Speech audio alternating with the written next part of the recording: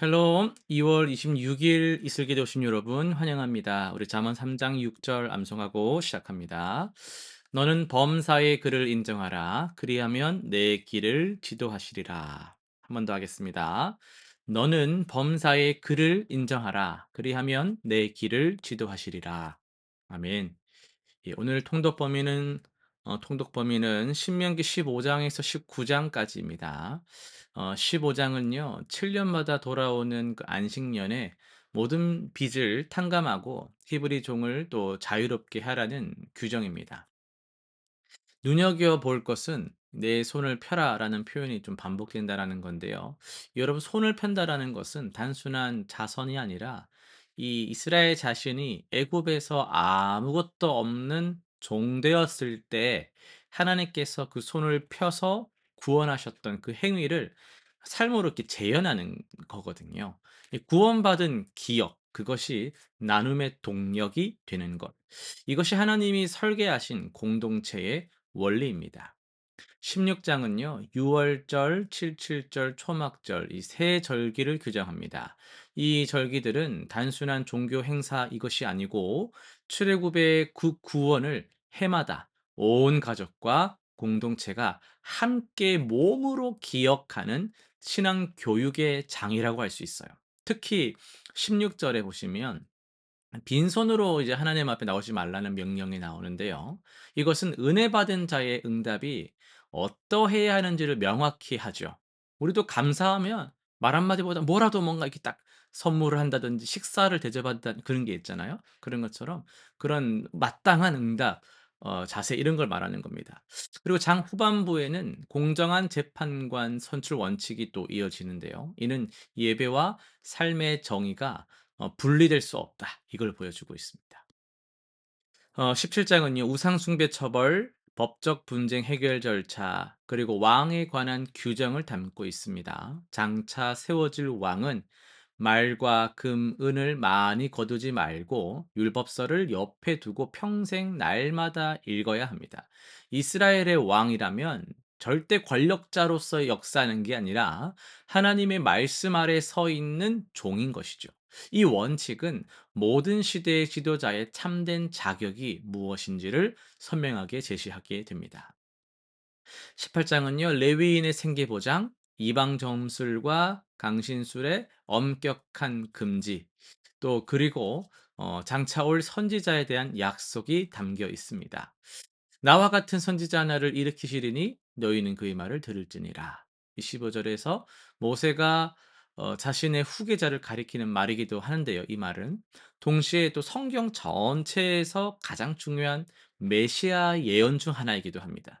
여러분, 신약은요, 이 약속이 예수님 안에서 온전히 성취되었음을 선언하죠. 네, 사도행전 3장에 보면 나옵니다. 이 19장은요, 고의가 아닌 살인자를 위한 도피성 제도와 증인 규정을 다룹니다. 도피성은 실수한 자가 보복의 죽음을 위해 달려갈 수 있는 피난처로서 하나님의 공의와 자비가 동시에 구현된 제도예요. 특히 이스라엘 영토가 넓어질수록 도피성도 늘어나도록 설계된 점은 의미심장합니다. 하나님 나라가 확장될수록 은혜의 피난처도 함께 넓어진다라는 놀라운 상징이 여기에 담겨 있습니다. 오늘은 18장 15절에서 22절을 중심으로 해서 모세 같은 선지자란 제목으로 말씀을 전하겠습니다. 가나안 땅을 눈앞에 두고 모세는 이스라엘 백성 앞에 섰습니다. 120세의 노인, 40년을 함께 광야를 걸어온 지도자가 마지막으로 전하는 말씀이기 때문에 그 한마디 한마디에 모든 언어의 무게가 실려 있죠. 그런데 18장에 이르러 모세는 놀라운 고백을 합니다. 하나님이 나 같은 선지자를 또 일으키실 거라는 거죠. 지금 이 순간 가장 필요한 것이 무엇인지를 모세는 알고 있었습니다. 백성에게 필요한 것은 땅이 아니라 말씀을 전하는 자, 하나님과 사람 사이를 잇는 자라는 것이죠. 여러분, 그 신명기 5 장에 보면은 호렙산에서 이스라엘은 그 하나님의 그 불과 음성 앞에 떨면서 이렇게 청한 부분이 나오거든요. 우리가 우리 하나님 앞 그 여호와의 음성을 다시 들으면은 죽을 거라는 그런 고백이 나오는데요. 하나님은 그 두려움이 옳다라고 또 인정을 하시면서 바로 그렇기 때문에 선지자를 세우겠다는 약속을 주시는 거예요. 이처럼 여러분 거룩하신 하나님과 이 죄인 사이에는 건너지 못할 그 간격이라는 게 있거든요. 그래서 하나님은 중보자를 세우셨습니다. 지금 모세가 바로 그 자리, 하나님과 백성 사이에서 말씀을 받아 전달하는 선지자였던 것이죠. 여러분 원어로 보면은 선지자라는 단어가 나비라고 하는데 부름을 받은 자 혹은 이 대신 말하는 자라는 의미가 있거든요. 모세가 약속하는 선지자는 단순한 스피커가 아닙니다. 단순한 후계자가 아니에요. 나 같은 이라는 표현은 모세가 가진 그 직분 전체를 이을 자를 가리킵니다. 율법을 받아서 전하고 또 뭐 했어요? 항상 하나님 앞에 백성을 위해서 막 서는 역할을 감당했잖아요. 그리고 말씀으로 공동체를 이끄는 그 모든 역할을 온전히 감당할 자를 의미하는 거죠. 이스라엘은 역사 시간 속에서 내내 이 약속의 성취를 기다렸습니다. 엘리야도 예레미야도 세례 요한도 아니었죠. 그러다가 요단 강가에서 한 사람이 나타났을 때 군중들은 묻기 시작했어요. "당신이 그 선지자입니까?" 그리고 오병이어 기적 이후 사람들은 이렇게 외쳤죠. "이는 참으로 세상에 오실 그 선지자라." 베드로는 솔로몬 행각에서 선포했습니다. 모세가 말하되 주 하나님이 너희를 위하여 형제 가운데서 나 같은 선지자 하나를 세울 것이니 너희가 무엇이든지 그의 모든 말을 들을 것이라. 여러분 그 신명기의 약속이 예수님 안에서 마침내 완성이 된 거죠. 그러나 예수님은 모세보다 크십니다.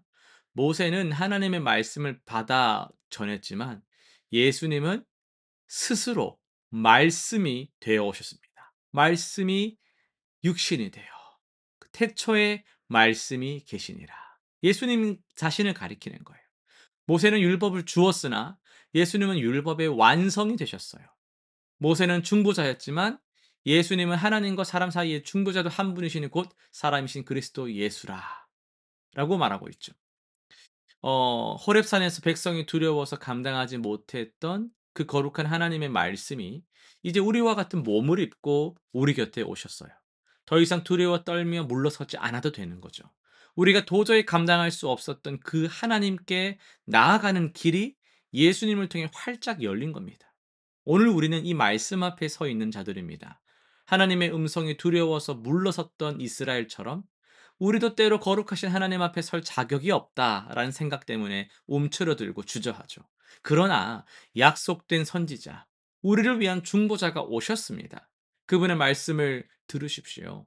신명기가 간절히 권면하고 있듯이 그분의 모든 말씀을 들어야 합니다. 말씀을 듣는 것, 그것이 광야에서 가나안으로 나아가는 길이었고 오늘 우리의 삶에서도 여전히 참된 길인 줄로 믿습니다. 실천사항 세 가지 한번 정해 보겠습니다. 첫 번째는 매일 하나님의 말씀 앞에 잠깐 멈춰 봅시다. 후딱 지나가는 것이 아니라 잠깐 멈춰 보세요. 오늘 이 말씀을 통해서 주님께서 내게 뭘 말씀하시는지를 한 문장으로 한번 표현해 보시고 적을 수 있으면 꼭 적어 보세요. 두 번째는요. 이번 주 동안 여러분 요한복음 1장 한번 읽어 보시죠. 말씀이 육신이 되신 예수님이 모세의 예언을 어떻게 성취하셨는지를 곰곰이 머물러 묵상해 보시길 바랍니다. 세 번째는요. 삶에서 하나님의 뜻 대신 다른 것에서 방향을 찾으려 했던 영역이 혹시 있다면 그것을 하나님 앞에 정직하게 내려놓고 말씀으로 돌아오는 한 걸음을 내딛어 보시길 바랍니다. 기도하고 마치겠습니다. 하나님 아버지, 오늘도 아버지의 말씀 앞에 서게 하심에 감사드립니다. 두려워 물러섰던 우리를 위해 친히 선지자로 오신 예수 그리스도를 우리가 찬양합니다. 삶의 참 여러 우여곡절과 소란 속에서도 우리가 주님의 음성 놓치지 않기를 간절히 기도합니다. 주님의 말씀이 우리 발의 등이 되고 길의 빛이 되게 하시고 오늘도 그 하루 시간 속에서 정말 그 말씀대로 행하는 믿음의 백성, 주님의 신실한 제자들이 되게 하여 주옵소서. 예수님의 이름으로 기도드립니다. 아멘.